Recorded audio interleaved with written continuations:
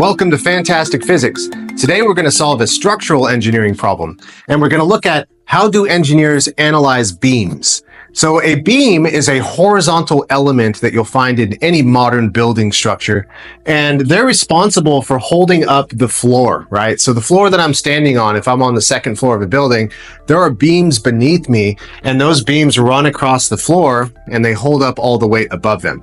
So most of the time, the weights that are pushing down on the beam, these external loads, they're just the weights of objects or people on the floor above. So they're usually downward pointing loads, but sometimes a beam could experience an upward load under certain circumstances. So for the beam that we're going to analyze today in this problem, I wanted to make sure I introduced at least one upward force acting on the beam, because although they are less common, I want to make sure you as the audience knows how to deal with that kind of situation. So we have three external forces that are acting on this beam, which is a relatively simplified situation. Typically, there may be hundreds, if not thousands of forces acting on this beam. But let's go with a three load situation. And this beam is being supported by columns on both ends. So a column is a vertical member that's holding up this horizontal beam, right? So imagine if these forces are pushing down on the beam and sometimes upward. Well, there has to be something resisting this beam from falling down, right? And those are called reaction forces. And I'm going to label them RA and RB.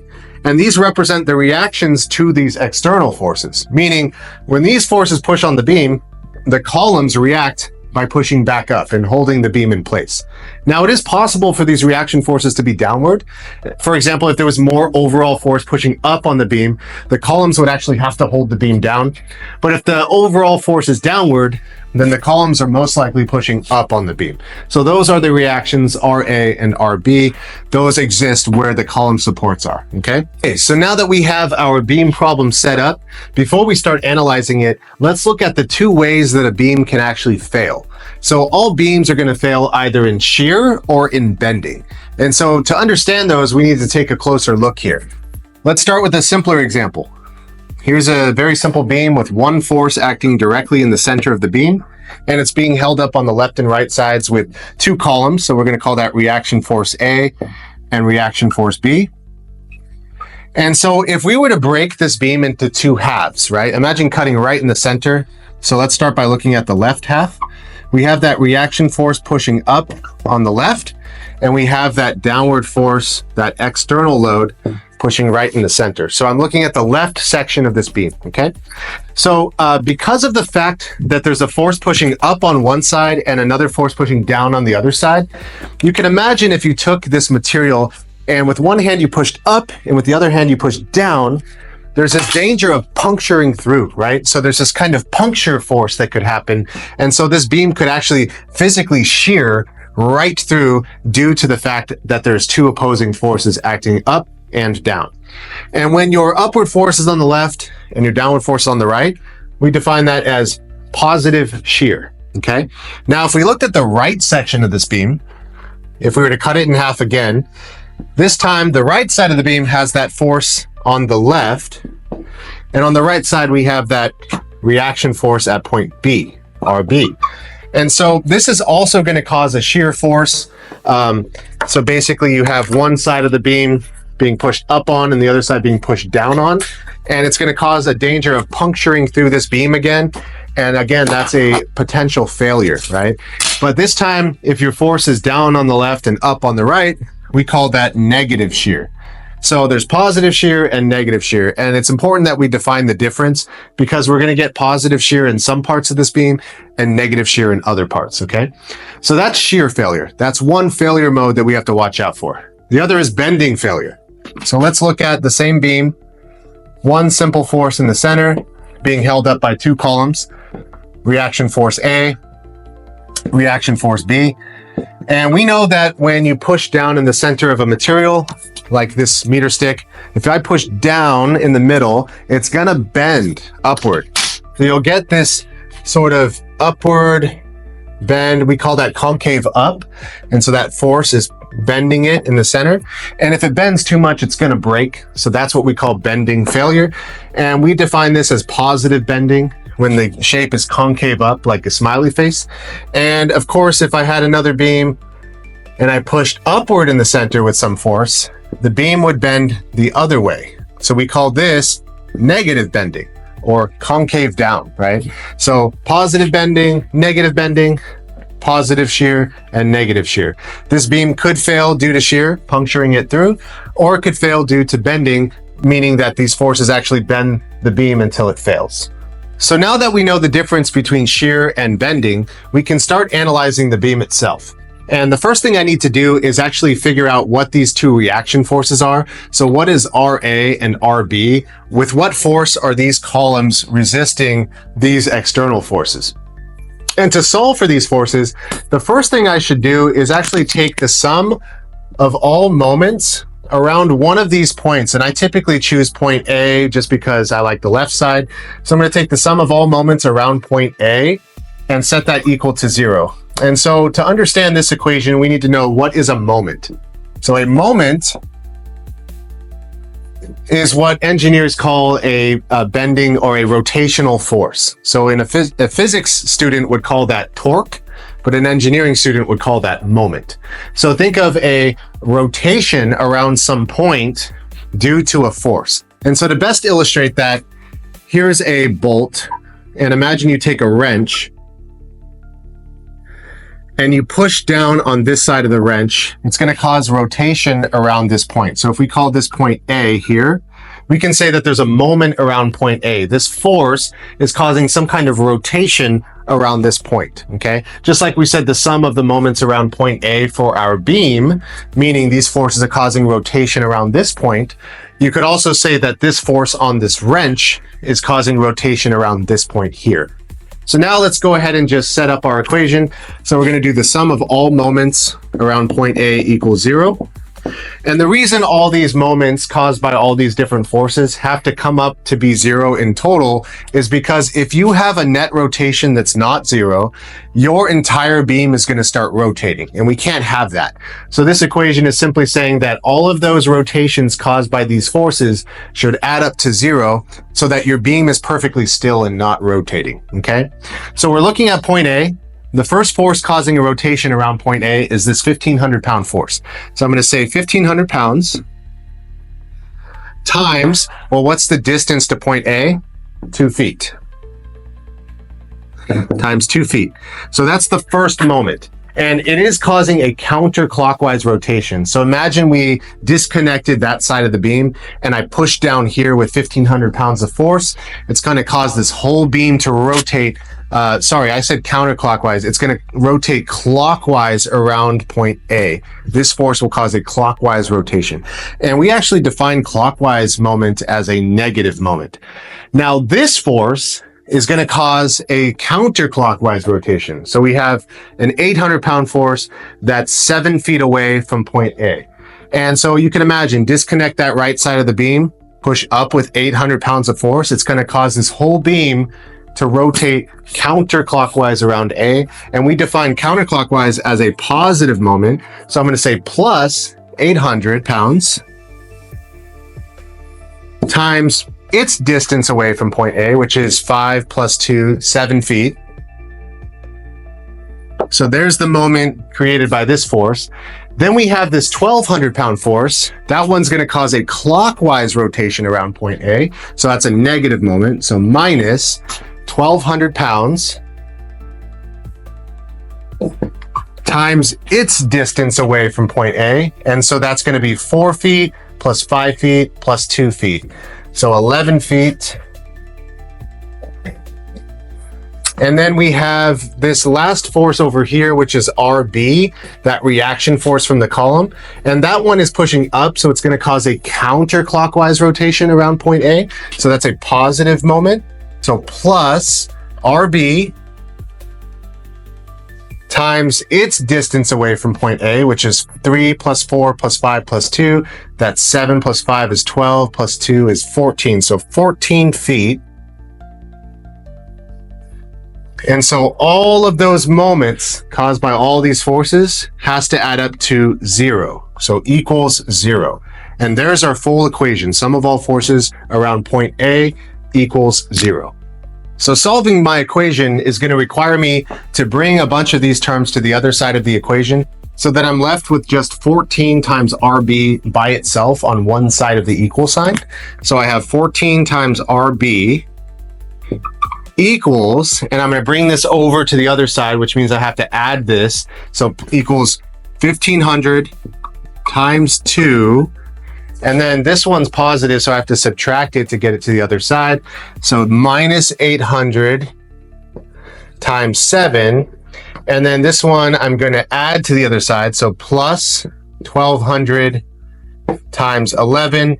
And so now there's my equation. I have 14 RB on one side equals whatever all of this adds up to be. So that's 1500 times 2 minus 800 times 7 plus 1200 times 11.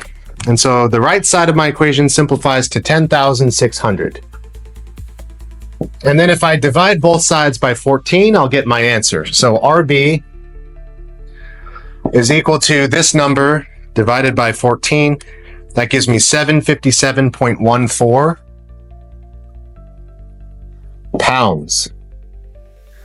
So that means this reaction force that's pushing up on the right side of the beam due to a column being here is equal to 757.14 pounds. So since I know that number, I'm just going to add that to my actual diagram. Okay, so now what do I do next? I have one of my reactions and I still need to solve for the other one. So here I can use an equation that looks like this. It says the sum of all forces in the y direction should equal to 0. And that means that all of the vertical forces on this beam have to add up to a total of 0, because if it's non-zero, that means this beam is going to start accelerating upward through space, which would be very uncomfortable, or it would be accelerating downward through space. So it has to be a total net force of 0 in the y direction. So let's go ahead and solve this equation here. Sum of all forces in the y direction equals 0. So I'll rewrite that here. So what are the forces in the y direction? Well, that's all of them, right? They're all vertical forces in this problem. There's no forces that are horizontal or in the x direction. So our first y direction force is RA. It's pointing upward. So that's a positive force. So RA is positive because it's in the upward direction. And then we have this downward force of 1500. So that's going to be minus 1500. And it's minus because downward is the negative direction. Then we have plus 800 because it's upward. And we have minus 1200. And then we have plus RB because that's an upward force. And we did already solve for RB, 757.14. So I'm going to say plus 757.14 pounds. And all of that needs to add up to 0. So now we're going to use this equation to solve for this unknown RA force. What is the reaction force on the left side of this beam? How much force is this column supporting the beam with? And so again, I can move all this stuff to the other side, and that would leave me with RA by itself. So I would add 1500 to get it over there, minus 800 to get it to the other side, plus 1200, minus 757.14. And so when I do all of that addition and subtraction, I will get my answer. So we have 1500 minus 800 plus 1200 minus 757.14. And so RA comes out to be, RA equals 1142.86 pounds. So that reaction force at A, 1,142.86 pounds. So now that I know that, I might as well just add that to my actual diagram. And so now we have a complete diagram. We know all the external forces and we know both of the reaction forces. And now we're ready to proceed with our calculations. Now that our reaction forces are known, we can go ahead and create something called a shear diagram. So remember, shear is that puncturing force that's causing this beam to potentially fail. And so this beam is feeling shear all throughout. It's going to feel positive shear in some places and negative shear in other places. And it turns out we actually use the symbol V to represent shear. So some people call this a V diagram. And so to set up a shear diagram or a V diagram, basically what I do is I create a horizontal line. That one's a little bit curvy, so let me try to straighten that out. I create a line that just represents the length of this beam from left to right side, and I just look at my up and down forces as I go through, and I just add them to this diagram. So let's start with the very left side. I see this upward force of 1142.86, and so we go up on our shear diagram, and I'm going to label that as 1142.86. And so that shear is going to be constant in this beam until we reach another force. And so that 1,500 pound force is going to push down, and that's going to cause the shear to drop. And so this number, 1142.86, will actually go down by 1,500. So we take our calculator and we do 1142.86 minus 1,500. And so now the shear has dropped to negative 357.14. Negative 357.14. So that shear has changed from negative shear on this section of the beam, and now it's going to start being positive, or sorry, from positive shear on this side, and now it's going to start being negative shear. And so remember that shear is going to be constant all the way until another force is encountered. So this upward 800 pound force is going to cause the shear to jump up by 800. So we go from negative 357.14, and I'm going to add 800, and now it's jumped to positive 442.86. So now we're here at 442.86. And I'm trying to show it to scale. It should be lower than it was on this side of the shear diagram. So we've gone back to positive shear again, and it's going to stay at this amount of shear inside of the beam until another force is encountered, which is the downward 1,200 pound force. So that means this shear is going to drop by 1,200.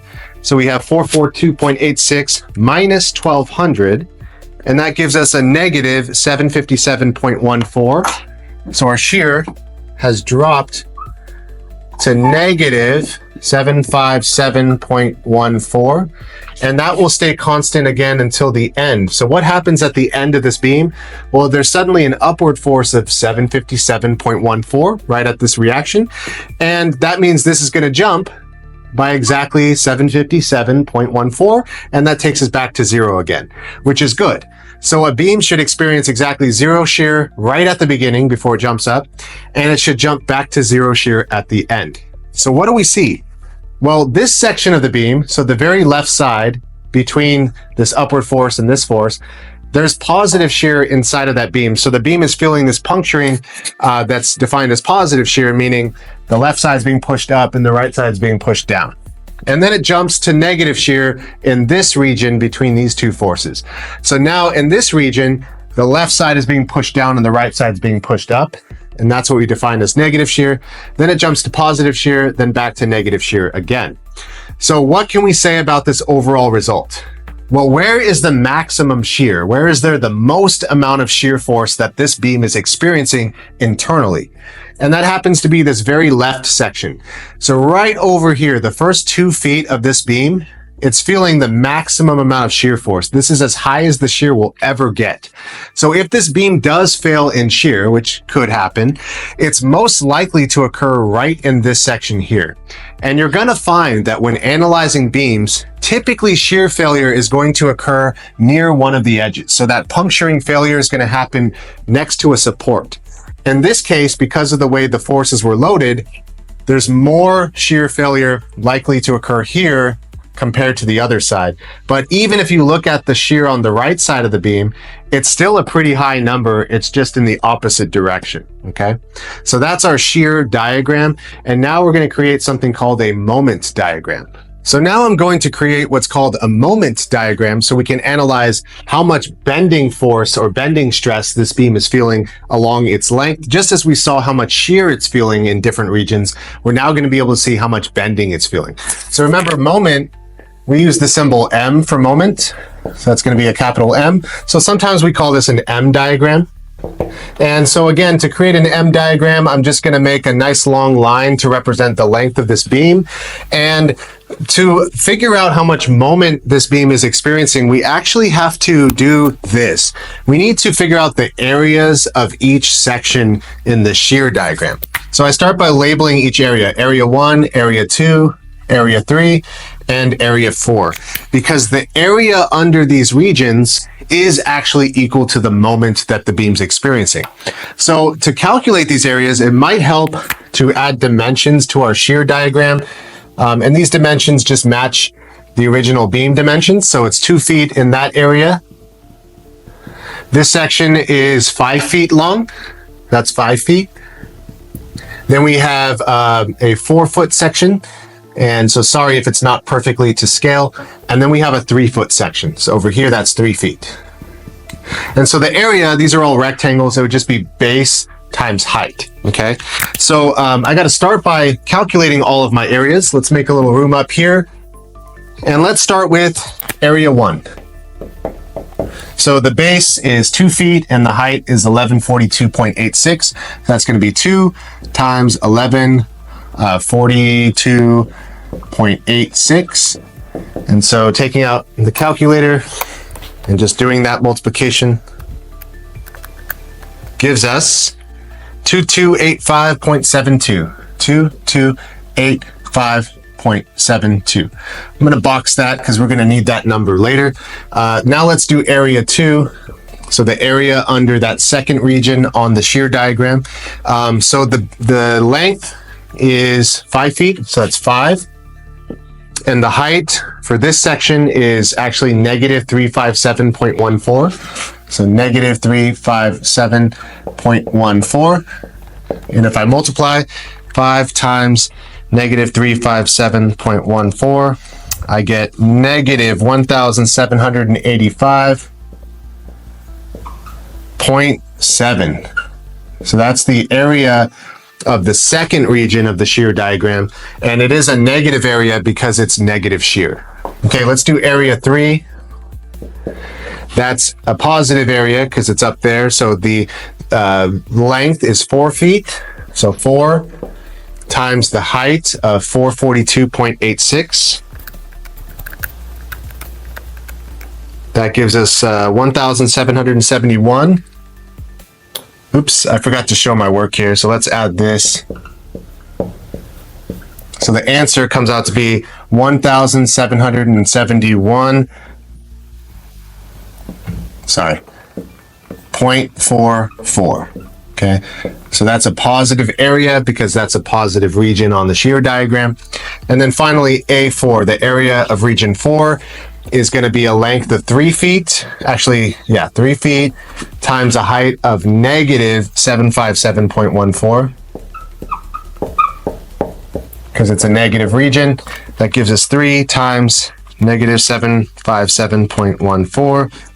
Negative 2271.42. So now we have all 4 of the areas under the shear diagram, and that's going to enable us to construct a moment diagram. And so I think I'm going to need a little room, so I'm going to bring this line down a little further so I have some room to play with. And so let's start with area 1. We said it was 2285.72. And so the moment diagram, the way it looks is for this first 2-foot region, from there to there, it's going to linearly increase in moment until it reaches that number, 2285.72.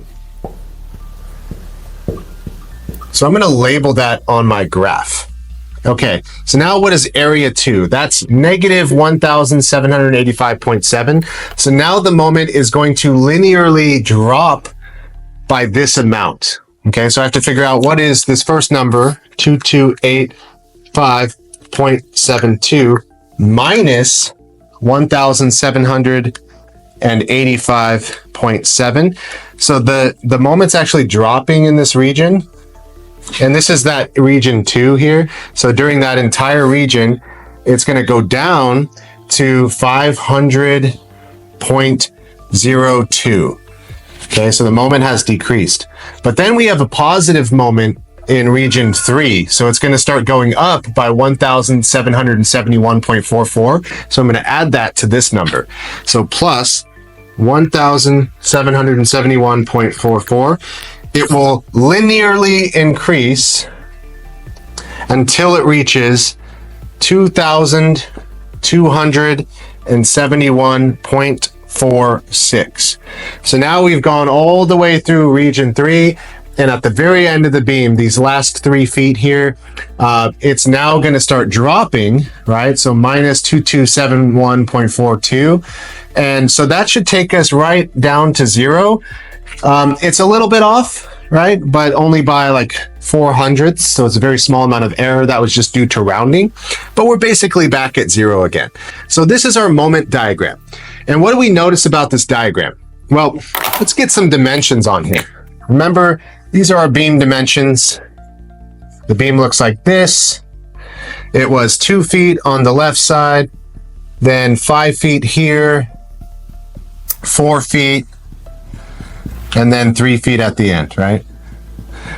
So where is the maximum moment that this beam is experiencing? It's actually happening right here, right where that last 3 foot segment begins. So in other words, the maximum amount of bending is happening precisely where this force is pushing down. Right there, right at that last 3 feet mark is where the beam is bending the most.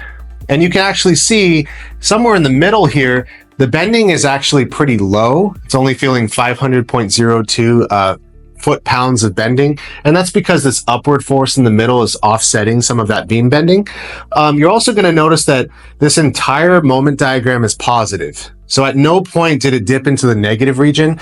Just like we had some negative shear, we never actually had negative moment. So remember, positive moment was defined as this kind of bending upward. So like imagine a force pushing down and this entire meter stick is bending like that.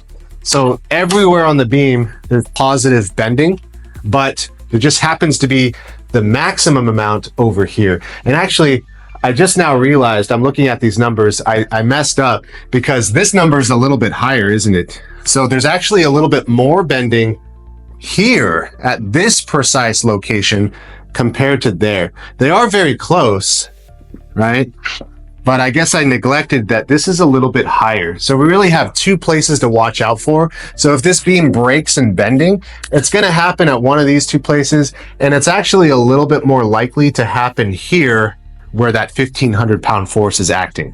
So that is a full beam analysis. So we've checked where the maximum shear is, which is right in this leftward region in this whole area here. It might fail in shear. And we found out that the maximum moment or bending is happening right where this force is being applied. And there's a very close second happening right where this force is being applied. So when we check our design further, we're really paying special attention to those regions where possible failure might. Thank you for watching Fantastic Physics. Please like this video and subscribe to our channel if you want to see more interesting physics content. Goodbye for now, and remember, it's a fantastic universe out there, so stay curious.